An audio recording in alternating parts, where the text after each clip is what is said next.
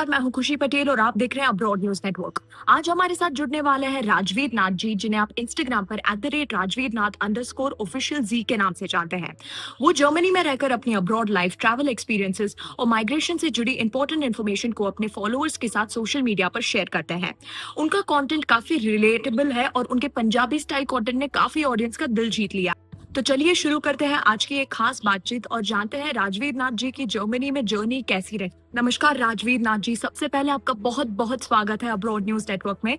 और हमारे फॉलोअर्स और हमारे व्यूअर्स आपसे ये जानना चाहेंगे कि आपने जर्मनी को ही अपना ड्रीम डेस्टिनेशन क्यों चुना। First of all thank you so much for giving me this opportunity कि मैं अपना ओपिनियन, अपना life experience in Germany share कर रहा हूँ।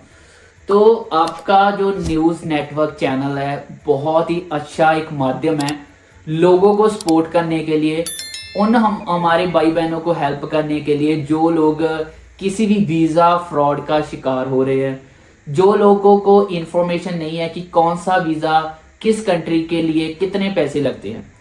बहुत ही ज़्यादा एक मैं आपकी तारीफ कर रहा हूँ कि बहुत ही एक अच्छा माध्यम है कि आप लोग पूरी अवेयरनेस के साथ एक इंफॉर्मेशन शेयर कर रहे हो, क्योंकि फ्यूचर में हमारे नॉलेज में अगर मैं बोलूँ तो वो ही हेल्प करता है जो डाटा हमने पिछले 1-2 साल से कंज्यूम किया। जितना भी कंटेंट हम अपने न्यूज़ चैनल, अपने पॉडकास्ट, अपने यूट्यूब, इंस्टाग्राम से देखते हैं, हम वैसे ही बन जाते हैं। आपका क्वेश्चन था कि मैंने जर्मनी क्यों चूज़ किया। मेरा भी वैसे कोई ऐसा नहीं था कि मैंने जर्मनी ही जाना है। जैसे हमारे वहाँ एक ट्रेंड सेट किया हुआ है, जो बात कर रहा हूँ basically I am from Punjab. तो हमारे पंजाब में एक ट्रेंड सेट होता है कि जिसने भी आइल्स किया वो पंजाब से कनाडा ही जाएगा, ठीक है। तो मेरा भी वही ड्रीम था कि मैं आइल्स करूँ और कनाडा शिफ्ट हो जाऊँ। तो जब मैंने कनाडा आइल्स किया तो कनाडा के सोचा कि अप्लाई करने का, तो बजट वो इतना ज़्यादा था कि बहुत ज़्यादा था। ऊपर से फाइनेंशियली प्रॉब्लम, लाइक इतनी भी फैमिली सपोर्ट नहीं है, पेरेंट्स नहीं हैं। तो मैंने कोई और कंट्री सर्च करनी शुरू की। तो फिर मैंने जर्मनी का ट्राई किया। तो जर्मनी मैंने ट्राई इसलिए किया क्योंकि एक तो बजट फ्रेंडली है। बट अगर मैं आज बात करूं कि 5 साल बाद, 6 साल बाद अगर मैं आज बात कर रहा हूं कि मुझे कौन सी कंट्री सिलेक्ट करनी चाहिए थी तब, तो आज भी मैं जर्मनी ही चूज करूंगा। उसका भी कोई रीजन है, ठीक है। अगर हम कनाडा का कंपैरिजन करें या किसी और कंट्री का कंपैरिजन करें, सो मैं किसी कंट्री को ये नहीं बोल रहा हूँ कि उस कंट्री में नहीं जाना चाहिए, या कोई भी ऐसी कंट्री नहीं है, सभी कंट्री अच्छी है। आप जहाँ भी आपका दिल करता है आप जा सकते हो। मेरा ओपिनियन है, ठीक है, जो मैं बता रहा हूँ। तो अगर मैं कनाडा चूज कर रहा हूँ तो कनाडा की अर्निंग और जर्मनी की अर्निंग स्टूडेंट टाइम पे बोथ आर सेम। अगर बात करूं तो कनाडा से ज़्यादा जर्मनी में अर्निंग हो रही है स्टूडेंट्स की, ठीक है। और अगर एक्सपेंसेस की बात करें तो कनाडा में मच हायर है कि मोर हायर है कि जर्मनी से, ठीक है। जर्मनी में एक स्टूडेंट अच्छी एक मैनेजमेंट कर सकता है अपने फाइनेंस को लेकर, ठीक है। फाइनेंशियली मैनेजमेंट अच्छा चल सकता है, क्योंकि मैंने जर्मनी में ऐसा कोई भी स्टूडेंट नहीं देखा जो इस वजह से परेशान हो उसकी फीसें नहीं करेगी, ठीक है। कनाडा में लाखों स्टोरीज है कि कोई स्टूडेंट डिप्रेशन में, उसकी फीस प्रॉब्लम है, ठीक है, किसी को कोई प्रॉब्लम है। जर्मनी में ऐसा कोई भी, मैंने आज तक, मुझे 6 साल हो गए जर्मनी में रहते हुए, मैंने आज तक कोई भी बंदा ऐसा नहीं देखा या स्टूडेंट ऐसा नहीं देखा कि जो बोले कि मुझे ये प्रॉब्लम है, मेरी फीस नहीं लेकर रही, मेरे पास अकोमोडेशन नहीं है। तो अच्छा है, सब कुछ अच्छा है जर्मनी में। तो राजवीर जी, आप जर्मनी में क्या काम करते हैं और क्या आप हमारे व्यूअर्स को बता सकते हैं कि वहाँ पर अपॉर्चुनिटीज कैसी है। तो हमारे व्यूअर्स ज्यादातर गुजरात, राजस्थान, पंजाब और हरियाणा से हैं। तो अगर वो भी जर्मनी जाने का प्लान बना रहे हैं या वहाँ पर जाने का सपना देखते हैं, तो उनके लिए वहाँ पर किस तरह की जॉब्स अवेलेबल हैं। जी बिल्कुल। अगर आप मेरे से ये बात करें कि स्टूडेंट को जर्मनी आना चाहिए या फिर कोई भी प्रोफेशनल जॉब कर रहा है इंडिया में, किसी भी स्टेट में वो जॉब कर रहा है, तो वो ये सोच रहा है कि मुझे जर्मनी शिफ्ट होना है, तो मुझे क्या क्या अपॉर्चुनिटीज़ मिल सकती है। सबसे पहले मैं बात कर रहा हूँ स्टूडेंट वीज़े की। अगर कोई भी स्टूडेंट जर्मनी में आना चाहता है तो उसको बिल्कुल एक क्लियर पाथ बनाना होगा कि मैंने जर्मनी ही जाना है। मैंने डिस्ट्रैक्ट नहीं होना। अगर कोई और एजेंट मुझे ये गाइड करेगा कि कनाडा बेटर है, ऑस्ट्रेलिया बेटर है, न्यूजीलैंड बेटर है, नहीं। अगर आपने सोचा है कि जर्मनी जाना है तो आपने जर्मनी ही जाना है, ठीक है। जर्मनी आने से पहले बहुत ही सारा आपको एक रिसर्च वर्क करना बहुत ज़रूरी है, ठीक है। सबसे पहले मैं बात कर रहा हूँ कि अगर आप स्टूडेंट हो, ठीक है, आप स्टडी वीज़ा पे आ सकते हो। जब भी आप स्टडी वीज़ा पे आओगे तो यहाँ पर 20 आवर पर वीक के हिसाब से आपको काम अलाउड होगा। आप 20 पर वीक काम करोगे, एक मिनी जॉब भी इधर कर सकते हो आप, ठीक है। उसके बाद आप अगर अपनी स्टडी फिनिश करते हो तो आपको 18 मंथ का जॉब सर्च वीज़ा मिलता है। उस जॉब सर्च वीज़े में आप फुल टाइम कोई भी जॉब कर सकते हो। अगर उस जॉब सर्च वीज़े में आप अपनी फील्ड के रिलेटेड या कोई भी स्किल्ड जॉब जो आपकी एजुकेशन से थोड़ी मिलती जुलती हो ले लेते हो तो आपको ब्लू कार्ड इशू होता है, जो वर्क परमिट बोलते हैं जिसको। अगर वो ब्लू कार्ड मिल जाए तो बहुत ही अच्छी आपके साथ वो पीआर तक आपका रास्ता बन सकता है, ठीक है। दूसरी बात, अगर आप जॉब अपॉर्चुनिटीज वीज़े पे आना चाहते हो, अगर आपके पास कोई भी ग्रेजुएशन की डिग्री है, बैचलर डिग्री है, ठीक है, तो आपके पास कोई भी एक्सपीरियंस है 2 साल का, ठीक है, आप जर्मनी का चांसन कार्ट वीज़ा अप्लाई कर सकते हो, ठीक है। जॉब अपॉर्चुनिटीज वीज़ा जिसको हम बोलते हैं, चांसन कार्ट वीज़ा पे भी यही होता है कि जब भी आप वीज़ा अप्लाई करते हो, आप जर्मनी में आते हो, तो उस वीज़ा पे आपको पार्ट टाइम जॉब भी अलाउड होती है, ठीक है। तो पार्ट टाइम जॉब जब आप करते हो तो उसके साथ साथ आप अपनी जॉब ढूंढ लो, ठीक है। उस वीज़ा पे जब भी आप अपनी जॉब ढूंढ सकेंगे, जब भी आपको जॉब मिलेगी, फौरन उस वीज़ा को आप वर्क परमिट पे कन्वर्ट कर सकते हो। ये एक बहुत ही सस्ती ऑप्शन है, चीप ऑप्शन है, ठीक है। तो मतलब कि अगर आपके पास बजट नहीं है स्टडी वीज़े पे, आप अपॉर्चुनिटीज कार्ड वीज़े पे आ सकते हैं, बट इसके लिए भी आपको सम टाइम ब्लॉक अकाउंट चाहिए। थर्ड आपके पास आता है कि आप अगर लैंग्वेज कर सकते हैं अपनी कंट्री से, ठीक है, इंडिया से, पाकिस्तान से या किसी भी कंट्री से जहाँ जहाँ पर भी आपकी वीडियो पहुँच रही है, आप लैंग्वेज कर सकते हो। आप ऑस बीडिंग प्रोग्राम पे आ सकते हो। ऑस बीडिंग प्रोग्राम पे अगर आपको कुछ ज़्यादा जानना है तो मैं बहुत सारी वीडियो बनाता हूँ अपने इंस्टाग्राम पेज पे।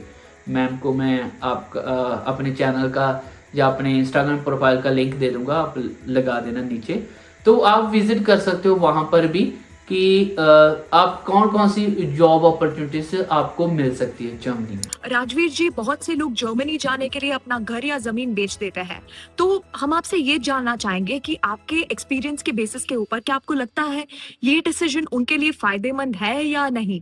इस बात को लेके कि कई लोग जमीन अपनी सेल करके आते हैं, कोई लोग प्रॉपर्टी सेल करके आते हैं, तो इस केस में मैं ऑपोजिट नहीं हूँ। बहुत सारे केसेस ऐसे भी मैंने देखे हैं, मेरे भाई बहन, बहुत दोस्त भी है ऐसे, जो लोगों ने अपनी ज़मीन सेल की और वो उन्होंने इतनी मेहनत की है इधर आकर, जर्मनी में आकर या किसी और कंट्री में जाकर, तो उन्होंने उससे ज़्यादा डबल बना भी ली है, ठीक है। तो इस केस में भी 2 रास्ते हैं। कई लोगों को लगता है कि हम इतना पैसा लगाकर जा रहे हैं तो उधर हमारी लाइफ जो होगी बहुत ही अच्छी होगी, ठीक है। बट जो उनका वहम है वो फर्स्ट वीक में जो है निकल जाता है। अगर आप अपनी जमीन बेचकर या फिर अपनी कोई भी प्रॉपर्टी बेचकर किसी कंट्री में जा रहे हो, सबसे पहले आपको ये पता होना चाहिए कि आपको 1-2 साल तो बहुत ही ज्यादा स्ट्रगल है, ठीक है। अगर आप 1-2 साल स्ट्रगल करने के लिए रेडी हो, आप कोई भी जॉब करने के लिए रेडी हो, लाइक दैट कि आप क्लीनिंग करने के लिए रेडी हो, आप रेस्टोरेंट में डिश वॉशिंग के लिए रेडी हो, आप कोई भी डिलीवरी जॉब के लिए रेडी हो, कोई बर्गर बनाने वाली कंपनी के लिए रेडी हो, तो आप वो पैसे कवर कर ही लोगे। अपनी जमीन वगैरह जो भी आपने सेल किया आने के लिए, वो 4-5 साल में आप दोबारा और ले सकते हो। तो तो राजवीर जी, हमने इंडिया में देखा है कि अक्सर बहुत सारे युवा टूरिस्ट वीजा, वर्क वीजा या जर्मनी जाने के नाम पर अक्सर वीजा फ्रॉड का शिकार हो जाते हैं, खासकर हरियाणा और पंजाब में। तो क्या आप हमारे दर्शकों को बता सकते हो कि ऐसे फ्रॉडेंट एजेंट से कैसे बचा जाए और कौन सी राइट गाइडलाइंस और प्रोसेस फॉलो करनी चाहिए ताकि युवा सेफ तरीके से अप्लाई कर सके और उनका भविष्य सिक्योर हो सके? ये क्वेश्चन बहुत ही अच्छा है। बहुत लोग आते हैं कि टूरिस्ट वीज़ा पे, जो वर्क वीज़ा पे, स्टडी वीज़ा पे, ठीक है। तो एजेंट उन लोगों को बहुत ही सारे सपने दिखाते हैं। बहुत केसेस मेरे पास भी ऐसे आ जाते हैं। मेरे को लोग बहुत मैसेज करते हैं कि एजेंट ने भाई हमें ये बोला था कि बट यहाँ पर कुछ नहीं है, पेपर नहीं बन रहे हैं। यूरोप में सबसे प्रॉब्लम यही है कि हमारे पेपर नहीं बनते, ठीक है। टूरिस्ट वीजा पे, विजिटर वीजा पे कोई भी लोग आते हैं तो उसके लिए आप 10-10, 20-20 लाख देकर आते हो, तो उसका क्या फायदा है, ठीक है। विजिटर वीजा, टूरिस्ट वीजा पे आप आते हो, आपको काम करने की परमिशन नहीं है, आप 3 मंथ से ज्यादा यहाँ पर रुक नहीं सकते, तो 15-15 लाख किस बात का भाई, ठीक है। बट एजेंटों ने भी ऐसा लोगों को ऐसा एक स्टोरी बनाकर पेश किया हुआ है किसी भी कंट्री को।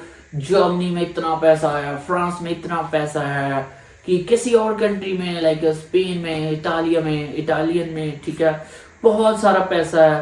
तो लोग उसको आज तक कल तो ऐसा नहीं है यार। आजकल तो इतना ज्यादा कंटेंट है यूट्यूब पे, इंस्टाग्राम पे, आप देखते हो, आपको पता होना चाहिए कि किस कंट्री में क्या हो रहा है भाई। अगर एजेंट हमें ये बोल रहा है कि आप स्पेन में चले जाओ, आप इटली में चले जाओ, तो आप इतना पैसा बना लोगे, वो भी एक नहीं है यार। अगर आप टूरिस्ट वीजा पे आ रहे हो तो यहाँ पर आपको बहुत ही ज्यादा स्ट्रगल करना पड़ सकता है। अगर आपने स्टूडेंट वीजा के ऊपर पेपर लेने हैं तो वो अलग बात है। अगर आप टूरिस्ट वीजा पे आके पेपर ले रहे हो, इस यहाँ वीजा ले रहे हो, पीआर के तरफ जा रहे हो, तो वो अलग रास्ता है। उसके लिए इतना पैसा नहीं देना, क्योंकि उसके लिए पैसा इधर लगेगा। इधर आपको जॉब स्पॉन्सर चाहिए, इधर आपको अगर स्पेन में जाना है तो उधर पत्रोनमेंटो चाहिए, जॉब कॉन्ट्रैक्ट चाहिए। अगर पोर्चुगल में जाना है तो उसके लिए आर्टिकल 92 में रजिस्ट्रेशन होने के लिए आपको वो पैसे चाहिए, ठीक है। आर्टिकल 92 में जब भी आप जाते हो तो वो एक स्टडी वीजा होता है, ठीक है। आप उधर टूरिस्ट वीजा पे आते हो, सो यूरोपी एक ही कंट्री ऐसी है यहाँ पर आप टूरिस्ट वीजा से इधर आपकी सेटिंग कर सकते हो, वो पोर्चुगल थी, ठीक है। अभी भी पोर्चुगल है, वो स्टडी वीजा पे कन्वर्ट करना पड़ता है, आर्टिकल 92 हो जाता है। बट अगर आप लाखों रुपए टूरिस्ट वीजा के देकर आते हो तो वो बहुत ही ज्यादा एक बेकार स्टोरी है। तो आप लोग बहुत ही ज्यादा फ्रॉड का शिकार हो रहे हो। तो एजेंटों को भी देखना चाहिए। आप लोग ANN चैनल है आपका, तो आप लोगों को ये चीजें अवेयर करनी चाहिए लोगों को कि एजेंट कैसे कैसे फ्रॉड करते हैं लोगों के साथ। राजवीर जी, हमें ये भी बताइए कि अगर कोई जर्मनी में लॉन्ग टर्म सेटलमेंट का सोच रहा है तो परमानेंट रेसिडेंसी और सिटीजनशिप प्रोसेस का रोड मैप कैसे होता है? PR और सिटीजनशिप का अगर आप रोड मैप पूछ रहे हो तो बहुत ही आसान है। आज अगर किसी भी कंट्री से कंपैरिजन करें तो जर्मनी की PR जो है आसान है, ठीक है। बट उसके लिए आपको कुछ क्राइटेरिया होते हैं जो आपको फॉलो करने पड़ते हैं। सबसे पहले मैं बात कर रहा हूं, अगर आप स्टूडेंट वीजे पे आए हो, आपको स्टडी के बाद, जैसे मैंने बताया था, आपको स्टडी के बाद जॉब सर्च वीजा मिलता है। जॉब सर्च वीजे में आपको जॉब लेनी है, ठीक है। ऐसी जॉब लेनी है जो आपकी स्टडी से रिलेटेड हो, ठीक है। तो वो जॉब आप 24 मंथ अगर करते हो तो आपको एक लैंग्वेज का पेपर देना है B1 का, तो उसके बाद आप PR अप्लाई कर सकते हो, ठीक है। वही सिस्टम है कि अगर आप इधर किसी भी जॉब वीजा पे आते हो, लाइक अगर कोई आप हाई स्किल जॉब पे आते हो, कोई भी IT सेक्टर, नर्सिंग में, डॉक्टरेट में, किसी भी जॉब पे आते हो, तो उसके बाद आपको PR का आसान तरीका ये है, वो जॉब को आपको 22 मंथ में कवर करना है। उसके लिए आपको B1 सर्टिफिकेट का एग्जाम देना है। B1 का एग्जाम देने के बाद आप 22 मंथ में PR अप्लाई कर सकते हो, ठीक है। अगर मैं सिटीजनशिप की बात करूं, सिटीजनशिप का अभी नया रूल है। जो इधर पहले रूल था कि 8 साल आपको लीगल स्टे करना है जर्मनी में, ठीक है। अभी जो रूल है वो 5 साल का रूल है। 5 साल अगर जर्मनी में आप लीगल स्टे करते हो तो B1 सर्टिफिकेट के साथ एक और एग्जाम ऐड हो जाता है, वो है लीबन इन डॉइचलैंड, ठीक है। एलईडी एग्जाम होता है। अगर वो एग्जाम देकर आप अपनी सिटीजनशिप अप्लाई करते हो तो आपको इधर 5 साल में सिटीजनशिप भी मिल जाती है। तो राजवीर जी, आपका बहुत बहुत धन्यवाद हमारे साथ जुड़े रहने के लिए। आई एम श्योर इस बातचीत से काफी सारे लोगों को नई इन्फॉर्मेशन मिली होंगी जो उनके लिए काफी यूजफुल रहेगी। तो अगर आपको हमारी ये वीडियो पसंद आई तो हमारे इस चैनल को सब्सक्राइब करें और वीडियो को लाइक और शेयर करें। धन्यवाद।